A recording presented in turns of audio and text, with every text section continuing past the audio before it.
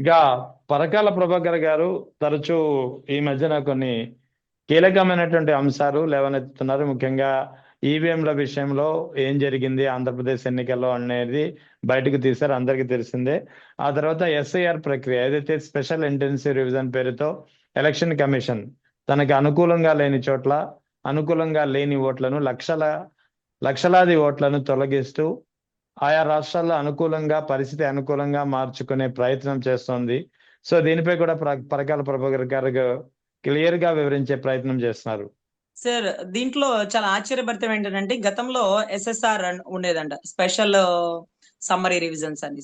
So yeah. ఆ special summary revisions ప్రకారం కూడా ఆ ఓట్లు నమోదు కానీ ఓట్లు తొలగింపు కానీ జరుగుతూ ఉంటాయంట. అంటే ఫర్ సపోజ్ 18 ఏళ్ళు దాటిపోయిన వాళ్ళకి ఇంటి దగ్గరికి వెళ్ళి మీకు 18 ఏళ్ళు దాటింది కదా, మీరు ఓటు నమోదు చేసుకోండి అని. లేకపోతే మీరు ఈ ఊర్లో ఉండేవాళ్ళు కదమ్మా, ఇప్పుడు ట్రాన్స్ఫర్ అయిపోయారు కదా, మీకు ఇక్కడ ఓటు తీసేయమంటారా, మళ్ళీ అక్కడ ఓటు నమోదు చేసుకుంటారా, ఇవన్నీ వివరాలండి. అంటే ఎన్నికల వాళ్ళు ఇంటి దగ్గరకు వస్తున్నారు, జనాభా లెక్కల వాళ్ళు వస్తున్నారు, ఇవన్నీ మనం మాట్లాడుకునే వాళ్ళం కదండి. సో గతంలో 2002లో కూడా జరిగిందట ఈ మాదిరిగా 2002లో కూడా జరిగిందట.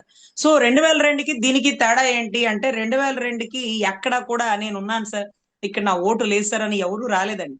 యా. 2002లో చాలా నిశ్శబ్దంగా నెక్స్ట్ అంటే ట్రాన్స్పరెంట్ గా జరిగిందండి. అవును. సో ఇక్కడ అలా జరగట్లేదు. నేను ఈ ఊర్లోనే ఉన్నాను, నా ఓటు తొలగించారు. మా ఉమ్. అమ్మాయి కూడా ఇక్కడే ఉంది, మా అమ్మాయి ఓటు తొలగించారు. మా అమ్మాయి ఉద్యోగరీత్యా హైదరాబాద్కి ఉమ్. వెళ్ళింది, అంతే, మా అమ్మాయి ఓటు తొలగించేశారు. మేము ఇంకా బతికే ఉన్నాం, మా ఓటు తీసేసినారు. సో ఉమ్. ఇవన్నీ కూడా చాలా చాలా అభ్యంతరాలు నమోదైనాయండి. ఇంకా ఏంటంటే ఒక ఇంట్లో 509 మంది ఉన్నట్టుగా ఒక ఓటు కార్డ్ లిస్ట్ లో వచ్చేసిందండి. అంటే ఒక ఇంట్లో 509 మంది జనాభా ఉన్నారు. అంటే డిఫరెంట్ కులాలు, డిఫరెంట్ మతాలు, ఫర్ సపోజ్ సర్జన్ సింగ్, లేకపోతే మహాదేవి, లేకపోతే వెంకటేశ్వరరావు, ఇలా అంటే డిఫరెంట్ డిఫరెంట్ ఊర్లు, డిఫరెంట్ డిఫరెంట్ రాష్ట్రాలు, మతాలు అందరు కూడా. సో అది ఎలా సాధ్యమైంది? అంత అప్రమత్తంగా ఉండాల్సినటువంటి ఓటర్ల నమోదులో ఒక ఇంట్లో 509 ఓట్లు ఎలా నమోదైంది? అవును. ఇది ఎవడంట్రీ కదా. పర్ సపోజ్ బతికున్న వ్యక్తిని చనిపోయాడని ఒకవేళ రాస్తే ఇమీడియట్ గా అధికారిని సస్పెండ్ చేస్తారు కదా. మరి ఇక్కడ ఎన్నికల అధికారులు ఎవరు ఈ తప్పుడు రికార్డులు చేసింది, వాళ్ళని ఎందుకు సస్పెండ్ చేయట్లేదు? సో ఈ ఏదైతే ఎస్ఎస్ఆర్ అనే దాని తర్వాత ఈ ఎస్ఐఆర్ వచ్చిందండి సార్, ఈ ఎస్ఐఆర్ యా. వచ్చింది. ఈ స్పెషల్ ఇంటెన్సివ్ ఏదైతే ఉందో దీనికి సంబంధించి ఇది ఎవరు నమోదు చేయమన్నారు? సో ఇది సర్వసాధారణంగా ఎలక్షన్ కమిషనర్.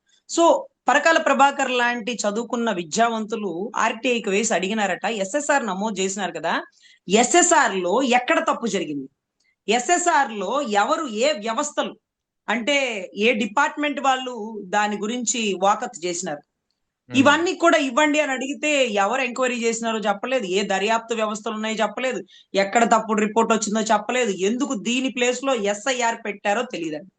ఇవన్నీ కూడా గత ఎలక్షన్ కి ముందు జరిగింది. ఎగ్జాంపుల్ గా బీహారే చూసుకుంటే 69 లక్షలు అనుకుంటా అండి అక్కడ ఓటింగ్, అవును. 69 లక్షల ఓట్లు తొలగించడం అయిందట. తొలగించారు.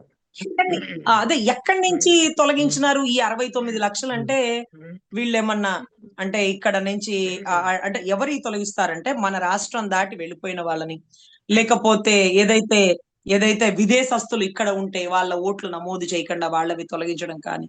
సో ఇవన్నీ ఏవో జరిగి ఉంటాయి, వలసదారుల ఓట్లో, లేకపోతే ట్రాన్స్ఫర్ ఓట్లో, లేకపోతే చనిపోయిన ఓట్లో, లేకపోతే డూప్లికేట్ ఓట్లో, ఇలా చాలా చాలా ఉంటాయండి. సో వీటన్నిటికీ విరుద్ధంగా ఇలాగా ఓటర్లలో ఇంతమంది ఎలా నమోదయ్యారు అంటే, ఒకవేళ మనం అనుమానించదగింది కాదు కానీ ఎలక్షన్ లో బీజేపీ ప్రధానమంత్రి స్థాయి పదవికి రావడానికి గల బలమైన కారణం బీహార్ ఎలక్షన్స్. బీహార్ లో నితీష్ కుమార్ గారు గెలవడం, నితీష్ కుమార్ గారు బీజేపీకి సపోర్ట్ చేయడం. సార్ ఏదైతే ఈ బీహార్ లో తొలగించినటువంటి 63 లక్షల ఓటింగ్ ఏదైతే ఉందో సార్, దీన్ని సుప్రీంకోర్టులో కూడా వేయడం జరిగింది సార్. సో ఈ సుప్రీంకోర్టులో వేసినప్పుడు బెంచ్ మీదకి తీసుకొచ్చిన ప్రతిసారి ఈ తొలగించిన ఓట్లు ఏవో చెప్పండి అంటే మేము ఫైనల్ లిస్ట్ లో ఇస్తాము అనేవాళ్ళు సార్. సో ఫైనల్ లిస్ట్ లో ఇస్తే మార్చుకోవడానికి టైం ఉండేది కాదు సార్, ఒక నెల టైంలోనే మళ్ళీ అంతా క్లియర్ అయిపోతుంది.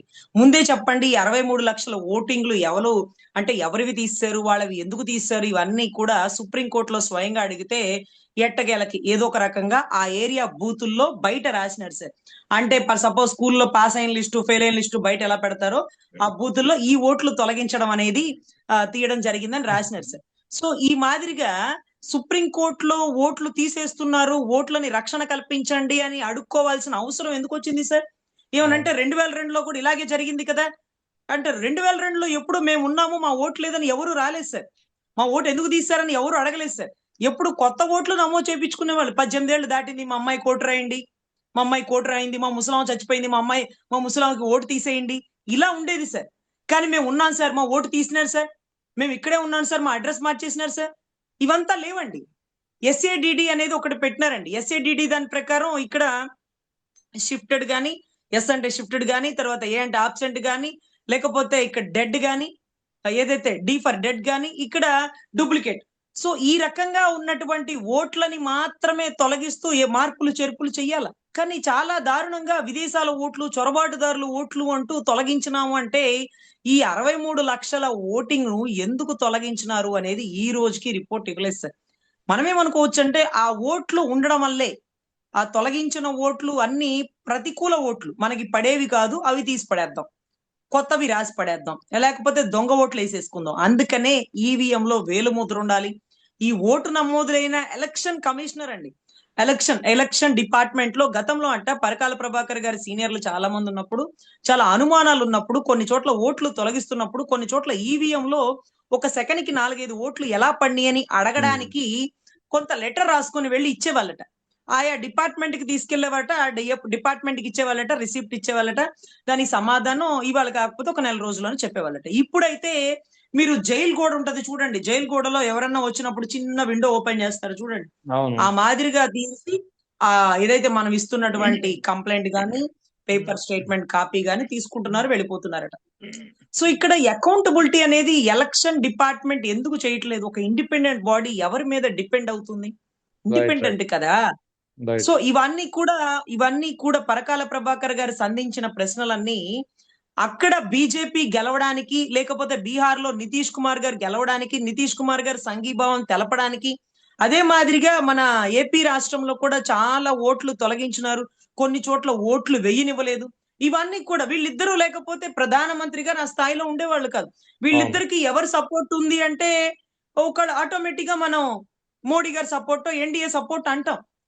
సో ఇటువంటివి పునరావృతం కాకుండా, మా ఓట్లు తీసేశారని సుప్రీంకోర్టు మెట్లు ఎక్కకుండా, బీహార్ గెలుపుకి అవసరమైనటువంటి 63 లక్షల ఓట్ల తొలగింపు, ఇవన్నీ కూడా మనం రెక్టిఫై చేసుకుంటే ఎలక్షన్ డిపార్ట్మెంట్ ఇండిపెండెంట్ గా ఉండాల్సిన బాడీ దేని మీదో డిపెండ్ అవుతుంది. ఈ ఎస్ఐఆర్ అనేది ఎవరు తీసుకొచ్చినారు, ఈ ప్రతిపాదనలో నిజం ఎంత అబద్ధం ఎంత అంటూ అకౌంటబిలిటీగా, ట్రాన్స్పరెంట్ గా లేని పక్షంలో ఖచ్చితంగా ప్రజాస్వామ్యంలో అవసరమైనదే ఓటు, ఆయుధం లాంటిదే ఓటు, ప్రశ్నించేదే ఓటుతో. అటువంటి దాన్ని ఈ రోజు నిర్వీర్యం చేసేస్తే వ్యవస్థలు ఎలా నడుస్తాయని ఒక సందిగ్ధ ప్రశ్న సార్.